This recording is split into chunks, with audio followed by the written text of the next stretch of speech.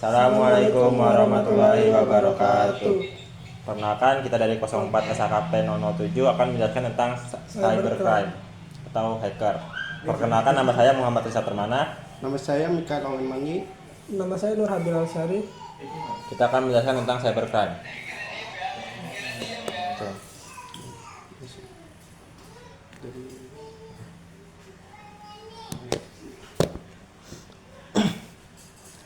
Baca kan? Ini baca ya. Iya, ini semuanya sampai ini. Ya.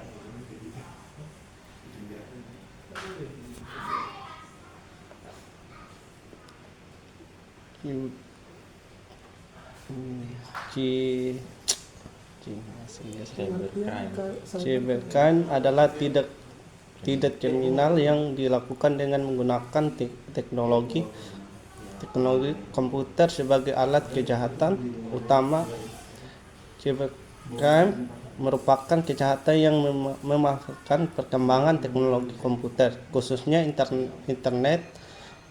Cybercrime didefinisikan sebagai perbuatan melanggar hukum yang memanfaatkan teknologi komputer yang berbasis pada kecanggihan perkembangan teknologi internet.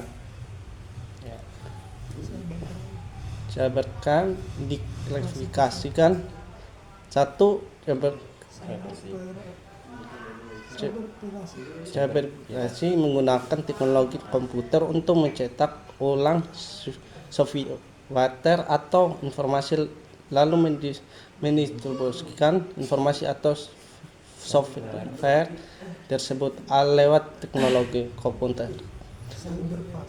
Cyberpass menggunakan teknologi komputer untuk meningkatkan akses pada sistem komputer suatu organisasi atau individu. Cybervandalisme menggunakan teknologi komputer untuk membuat program yang mengganggukan proses transaksi elektronik dan menghancurkan data komputer.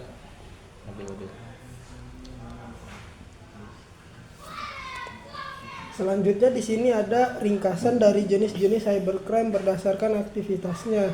Yang pertama ada unauthorized access to computer system and service, memasuki sistem komputer tanpa izin untuk sabotase atau pencurian informasi. Yang kedua ada illegal contents, yaitu memasukkan data atau informasi ilegal atau tidak etis ke internet seperti berita bohong atau pornografi. Yang ketiga ada data forgery, atau memasukkan data pada dokumen penting yang disimpan secara elektronik, biasanya pada dokumen e-commerce. Yang keempat ada cyber espionage, yaitu menggunakan internet untuk memata-matai dan mencuri data dari sistem komputer pihak lain. Yang kelima ada cyber sabotage and extortion, merusak data program atau sistem komputer dan meminta bayaran untuk memperbaikinya. Yang keenam ada offense against intellectual property, yaitu menyalin tampilan situs web atau menyebarkan rahasia dagang tanpa izin.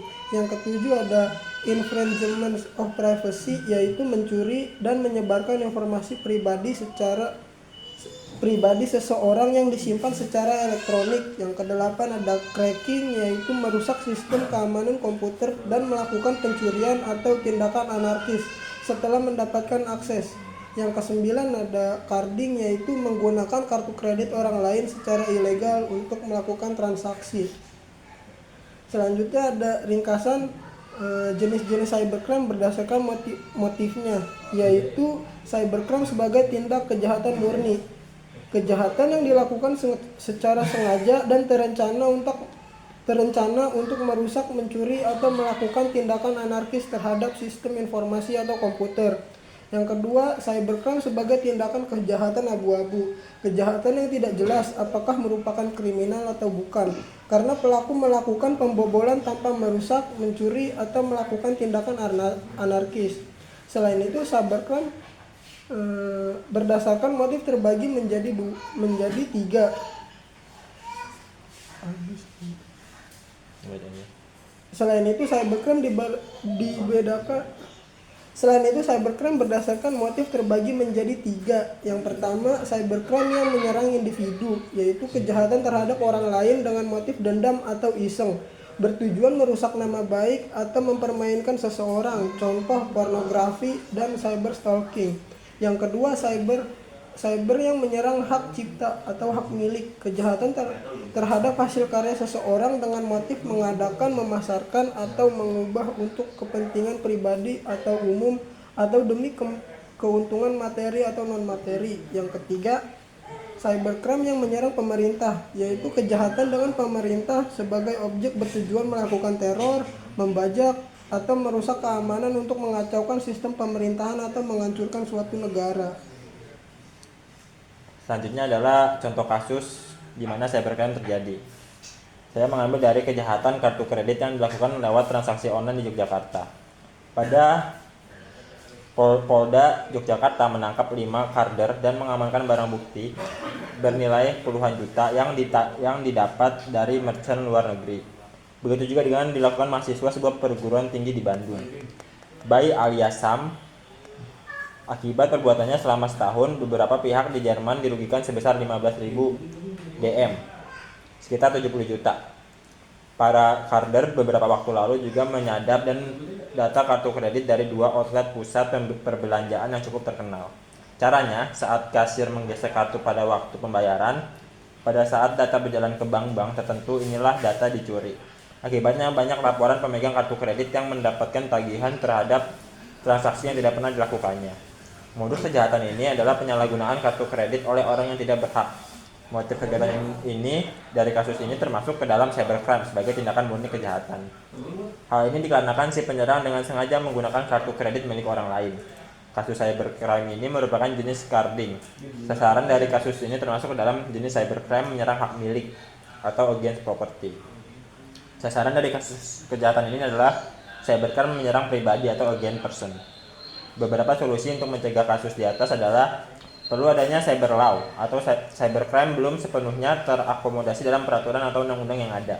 Penting adanya perangkat hukum khusus pengingat karakter dari cybercrime ini berbeda dari kejahatan konvensional.